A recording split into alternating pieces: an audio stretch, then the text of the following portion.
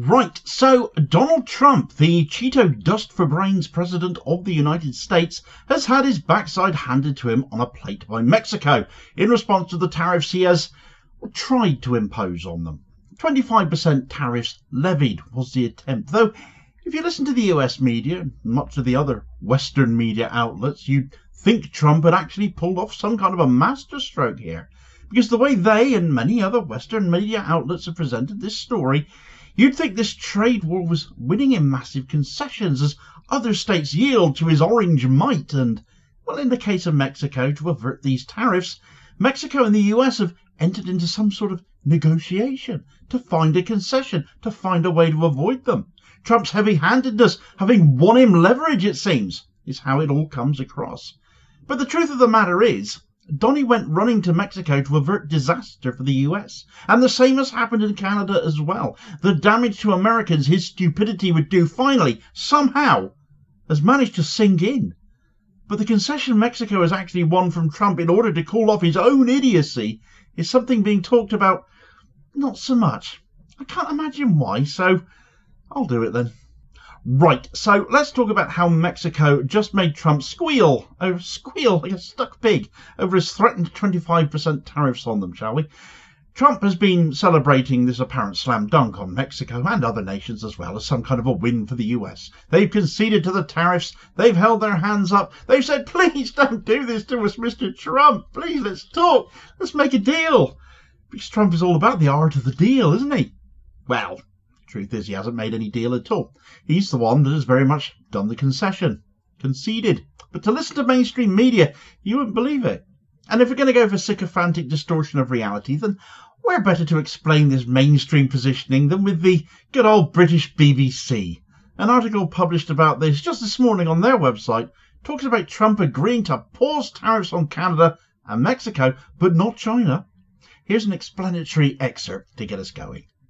President Donald Trump has agreed to hold off imposing 25% tariffs on Canada and Mexico for 30 days, pulling the North American neighbours back from the brink of a potentially damaging trade war.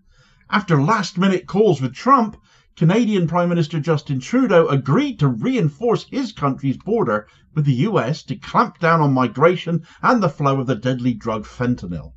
Earlier, Trump made a deal with Mexican President Claudia Sheinbaum. She agreed to reinforce the northern border with troops. In return, the US would limit the flow of guns into Mexico.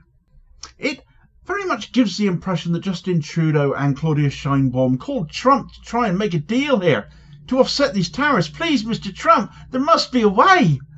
But it isn't the case at all. Energy costs would go through the roof without Canada's exports into the US. And obviously fresh fruit and vegetable from Mexico, amongst many other items, of course, would do likewise there. But those are only the items being widely spoken about. There's a lot more than that. But it's that word reinforce in that article there being used in each case that was doing an awful lot of heavy lifting by the Biased Broadcasting Commission. Trump's basis for these tariffs is the International Emergency Powers Act, a nearly 50-year-old little-known law that he thinks gets him around international trade deals that the US has signed up to. But by invoking it, he may actually have gone against the US Constitution. It has never been used to enact tariffs before. It has been used as a tool to impose sanctions on other countries. But to test it in law is probably going to take ages, take a lot of court time, isn't it? Better to just outsmart Trump. It's an awful lot quicker. His justification, of course, was the smuggling of the drug fentanyl, the claim being the US's three biggest trade partners, all conveniently, aren't doing enough to stop fentanyl being smuggled into the US. And therefore his tariffs are justified to make them all crack down even harder on fentanyl smuggling, even as the orange idiot brags about economic prosperity and protecting US jobs and US manufacturing, because he just can't keep the quiet part to himself, can he? So what really happened then between Trump and Sheinbaum to avert these tariffs, which for both Mexico and Canada have now been suspended for 30 days? I can't imagine why when Trump is so determined about them, can you?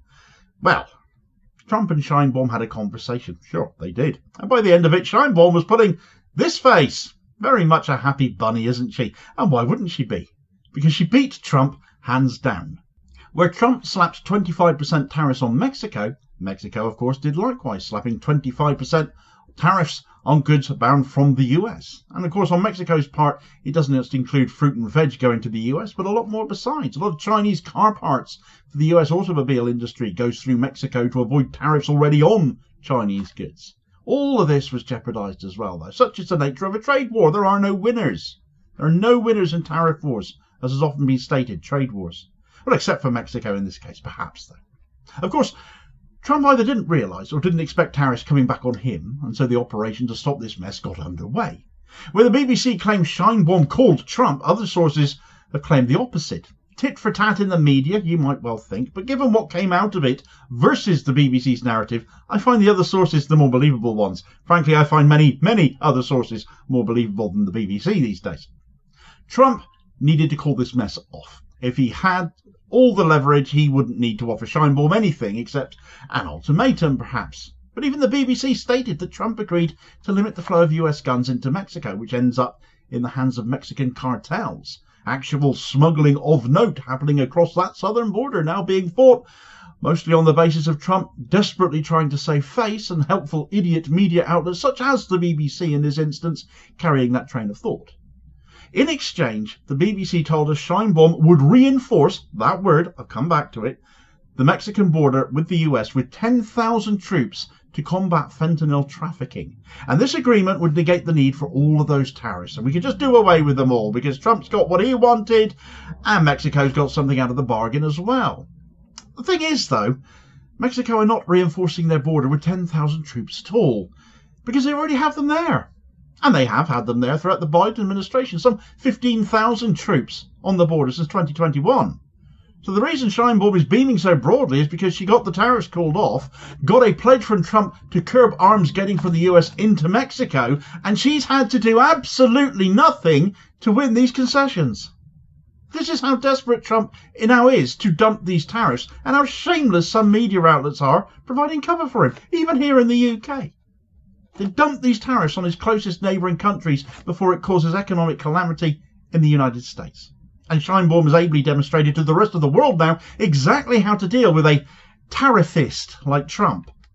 Mexico have given nothing, and Trump lost.